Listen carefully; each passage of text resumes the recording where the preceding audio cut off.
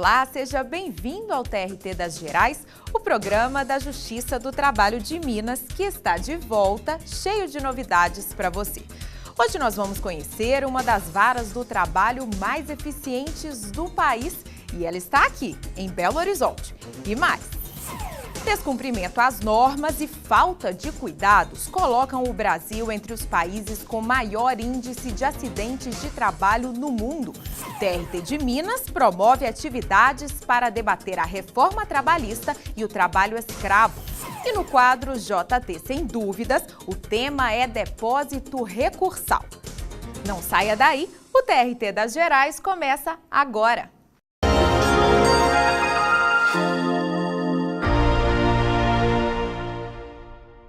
O Brasil é um dos países com maior índice de acidentes de trabalho no mundo.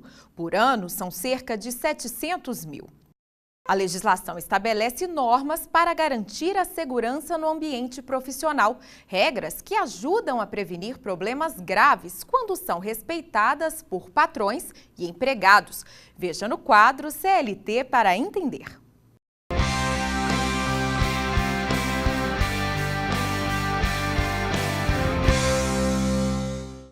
O artigo 162 da CLT obriga as empresas a manter serviços especializados em segurança e medicina do trabalho.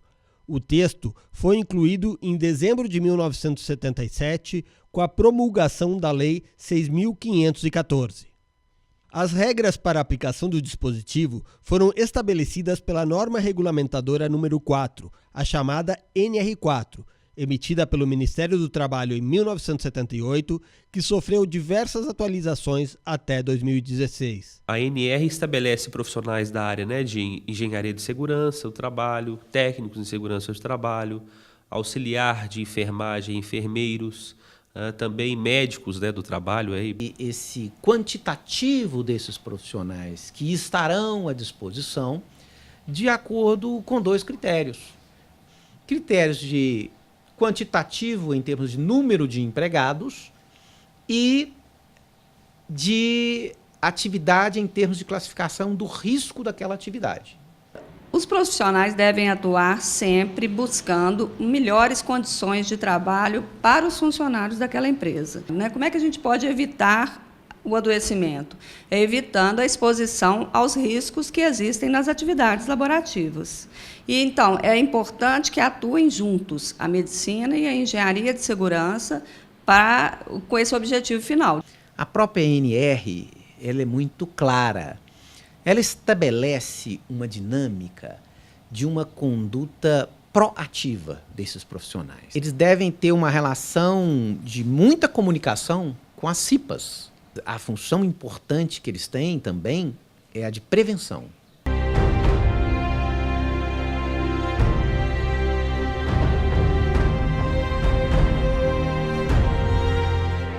Apesar de toda a legislação, o Brasil ainda é um dos países com maior índice de acidentes de trabalho.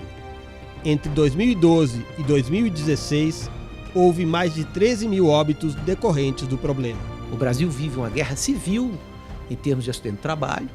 Atualmente, nós estamos com 700 mil acidentes de trabalho por ano. Nós somos o quarto colocado em nível de acidente do trabalho. Existem muitos acidentes que não são nem sequer notificados, que são as pessoas que trabalham em casa, trabalham informalmente e que se acidentam também. Eu acho que exatamente por essa falta de aplicação da legislação e falta de trabalho preventivo. O problema nosso é muito de fiscalização e uma cultura de não obediência à norma. Essa lei, desde 77, de lá para cá, muitas medidas têm sido feitas e melhorou, sem dúvida alguma, o número diminuiu, mas tem muito ainda para fazer. Se nós já somos campeões em acidentes, tendo uma norma regulamentadora de proteção à saúde do trabalhador tão moderna, imagine se não tivéssemos.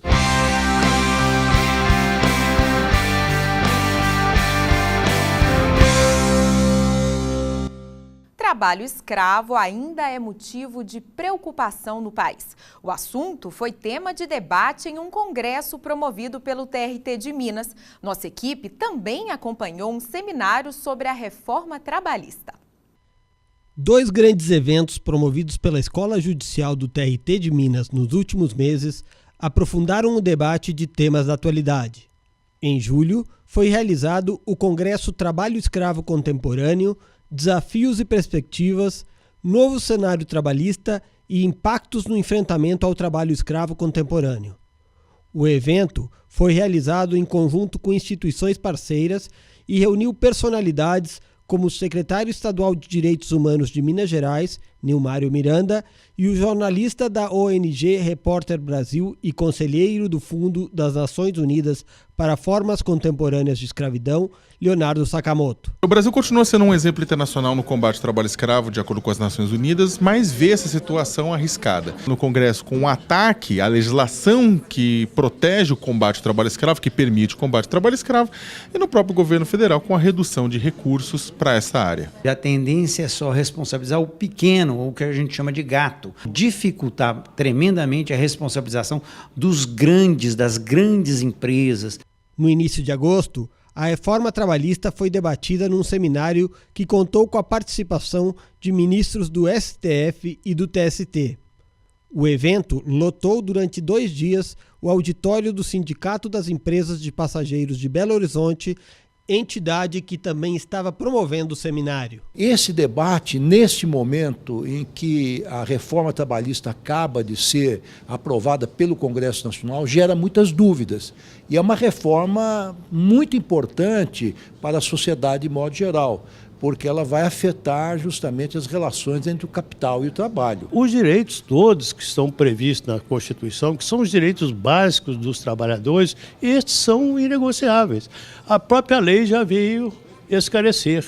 A alteração mais melindrosa e mais audaciosa, digamos assim, é aquela que estabelece que, doravante, com a vigência da reforma, o negociado prevalece sobre o legislado. Quer saber tudo o que acontece no TRT Mineiro? É só entrar no nosso site trt3.jus.br. A seguir, Vara do Trabalho Mineira é a mais rápida do país em obtenção de sentença e vamos esclarecer as dúvidas sobre depósito recursal. O TRT das Gerais volta já.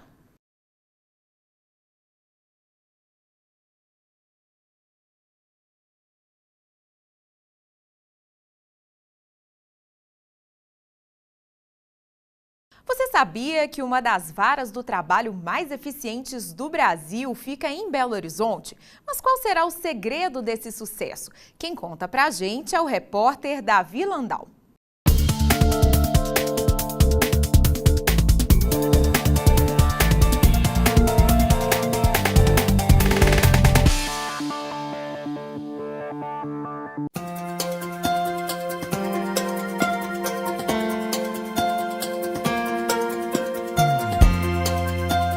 Prazos curtos e efetividade na prestação de serviços. Esses são objetivos estratégicos do TRT Mineiro. O regional, com tramitação mais rápida entre os de grande porte, até o primeiro julgamento da ação. Minas Gerais ainda tem a Vara do Trabalho com menor prazo até a sentença. Estamos falando da 45ª de Belo Horizonte. Enquanto o prazo médio para obter uma decisão de primeira instância em todo o país é de mais de 222 dias, na 45ª Vara de Belo Horizonte, o prazo entre o ajuizamento e a sentença é de apenas 26 dias. Toda a equipe se sente muito realizada em poder contribuir para a melhoria da qualidade de vida de uma pessoa que vem aqui sempre, estando numa situação muito vulnerável. Então isso é muito gratificante quando a gente vem, consegue resolver o problema de uma parte, de um pai de família que às vezes está desempregado. Não é por acaso que a 45ª Vara alcançou o primeiro lugar nesse quesito. O comprometimento da equipe formada por 10 servidores, 2 estagiárias, um juiz titular e uma substituta se percebe no esforço e na criatividade. O responsável por liderar esse processo criativo é o juiz titular da unidade, Antônio Gomes de Vasconcelos. O que nós fizemos na vara é organizar sistemicamente umas 20 práticas ou mais. Nós pensamos em explorar o que era possível dentro daquilo que faz uma unidade jurisdicional. Tanto medidas gerenciais, recursos operacionais, recursos humanos, tecnologia. Racionalizar isso a nosso modo, de acordo com aquilo que a gente acreditava, para dar mais celeridade, mas ao mesmo tempo dar mais efetividade aos direitos. Um processo mais justo. O magistrado explica quais foram as inovações mais importantes para chegar a ser a vara mais rápida na obtenção de sentenças de todo o Brasil. Uma delas foi a gestão de pauta, a gestão do processo e a gestão de pauta. De acordo com a distribuição de cada dia, nós alocávamos ou não maior ou menor número de audiência em cada dia. Junto com isso, a adoção da audiência una, tanto no rito sumarístico, que é obrigatório, como no rito ordinário. Trabalham comigo na audiência cerca de sempre 3 ou 4 ou até 5 servidores. Eu abro as audiências todas, eu acompanho e supervisiono todas, tanto a abertura como o resultado. Verifico o objeto do litígio e a possibilidade da conciliação. E depois dou tempo para essas partes elas conversarem muito. Enquanto isso, eu estou fazendo as audiências complexas, as instruções, o que realmente precisa mais do meu acompanhamento direto. O espírito de equipe é um dos segredos para chegar a esse resultado. Na 45ª de Belo Horizonte, a divisão de tarefas não é rígida. Os servidores têm uma visão de todo o fluxo de trabalho da unidade e são capazes de assumir diferentes tarefas. O que nós investimos e estimulamos é que todos saibam fazer todas as funções da melhor maneira possível. Não há divisão ou separação entre os trabalhos de secretaria e os trabalhos de audiência. Portanto, entre jurisdição e gestão. As novas práticas foram construídas e debatidas democraticamente pelo grupo. O envolvimento de magistrados e servidores visa prestar serviços cada vez melhores ao cidadão. Os servidores se sentem muito à vontade para, na sua rotina, no seu posto de trabalho, ele tem um insight sobre como poderia ser diferente aquilo que ele está fazendo para melhorar a performance no processo ou da gestão da vara, dizer para o juiz e para o diretor. 5 varas do TRT de Minas Gerais estão entre as 10 mais rápidas do Brasil para o primeiro julgamento de um processo trabalhista. O primeiro lugar é da 45ª Vara de Belo Horizonte, com 26 dias. O quarto lugar, a primeira Vara de Ubá, com 30 dias. O 7º lugar, a primeira Vara de São João del Rei, com 33 dias. No 9º lugar, a 42ª Vara de Belo Horizonte, com 37 dias. E em 10º lugar, a primeira Vara de Guaxupé, com 40 dias. A qualidade do serviço prestado é reconhecida por quem está do outro lado do balcão. Se vê a justiça acontecendo, né? Porque a partir do momento que você entra com uma ação, você já sabe o que vai acontecer, já tem um resultado, você vê a efetividade da justiça, né? Acho que é o melhor para as duas partes, porque mesmo o reclamante e o reclamado, eles querem resolver o litígio.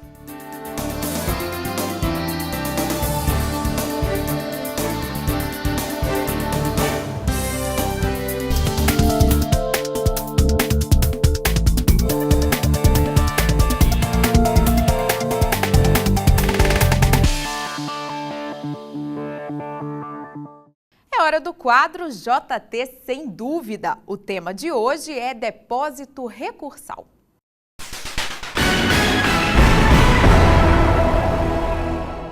Você sabe o que significa depósito recursal? Não sei. Depósito de algum recurso trabalhista, alguma coisa assim do tipo. Eu acho que tem a ver com depósito de recurso, né? Pode ser um depósito para ajuda, um depósito de utilização futura para alguma necessidade, não sei. Bom, eu acho que é um depósito que o juiz autoriza a empresa a depositar numa conta para você. É algum benefício que o trabalhador tem? Esse depósito recursal vai variar, então, em razão do valor que o juiz fixa, que ele, o montante dessa condenação que ele proferiu em primeiro grau. Então, vai variar de acordo com os direitos que são deferidos à parte. Hoje, esse valor desse depósito recursal, ele é previsto no artigo 899 da CLT, mas ele é atualizado todos os anos pelo TST. E esses valores são, no recurso ordinário, R$ 9.189, é o limite máximo para o depósito. Para o recurso de revista, R$ 18.378, e por aí afora. E qual é a consequência do não pagamento das custas ou da não feitura do depósito recursal? Esse recurso será considerado deserto. O tribunal dele não conhecerá, consequentemente, não examinará as razões recursais da parte. Será mantida a decisão de primeiro grau. E a pergunta aqui é muito comum. Bom, para que serve esse depósito? O que acontece com ele? Bom, se o recurso vindo ao tribunal, a sentença for reformada, por exemplo, julgada improcedente, o processo, quando retornar ao primeiro grau, o depósito recursal será liberado para a própria parte que o fez, com juros e correção. Se a sentença for confirmada, aquele valor será aproveitado para o pagamento dos direitos do empregado e possivelmente complementado pelos valores que ainda faltem em razão da condenação que foi imputada à parte ex-adversa.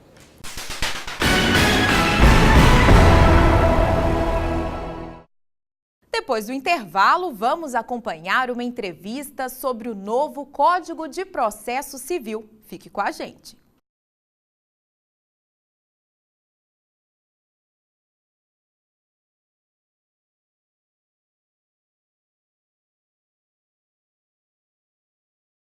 O desembargador Márcio Ribeiro do Vale, decano do tribunal, produziu uma série de entrevistas sobre assuntos importantes para a Justiça do Trabalho. O tema de hoje é o novo Código de Processo Civil. Acompanhe.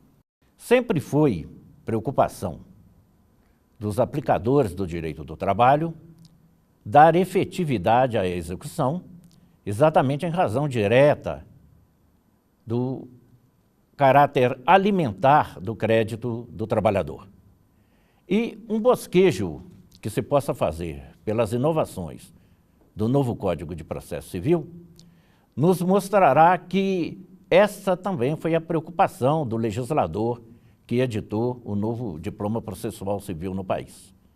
Daí a importância da entrevista que iremos hoje realizar.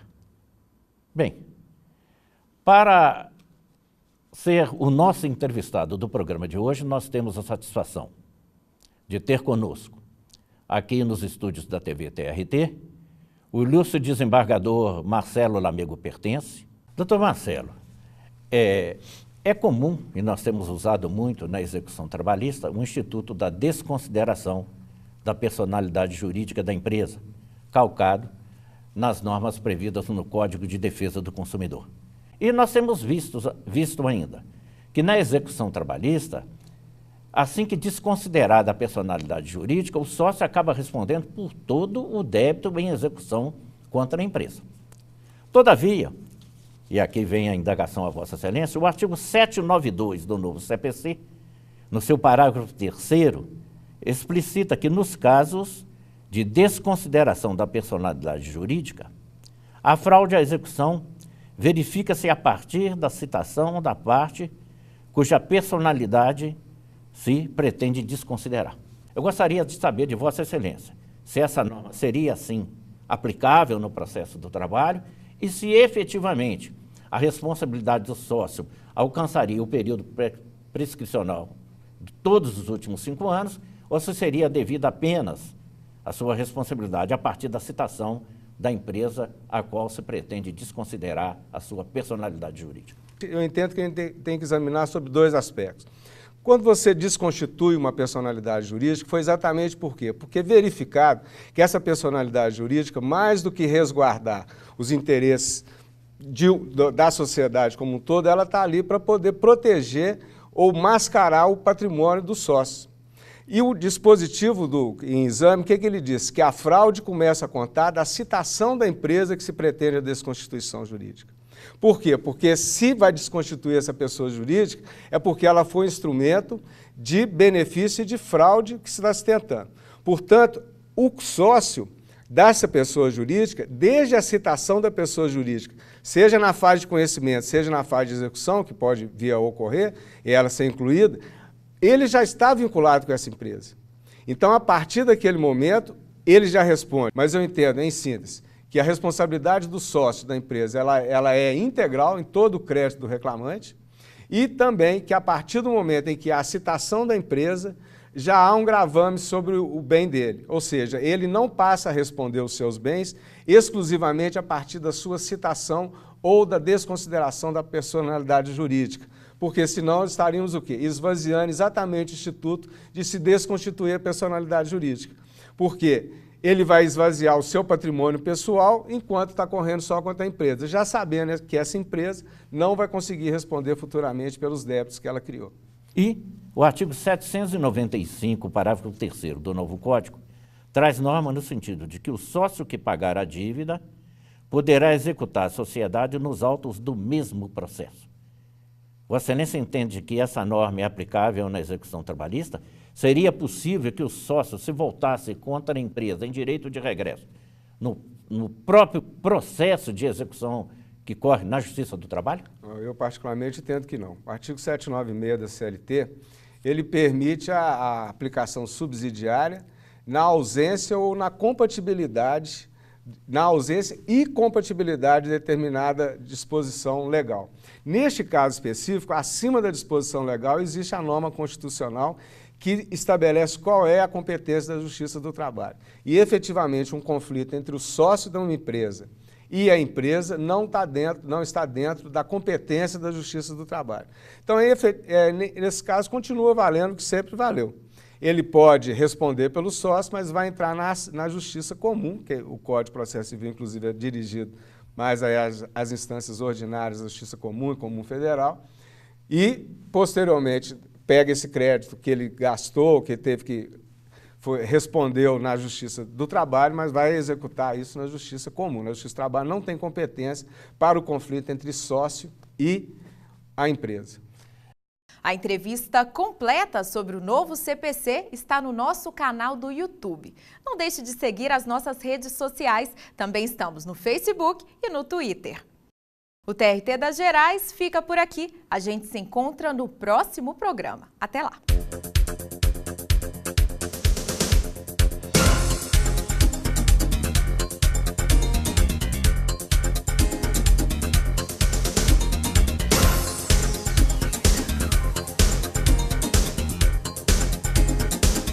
Thank you.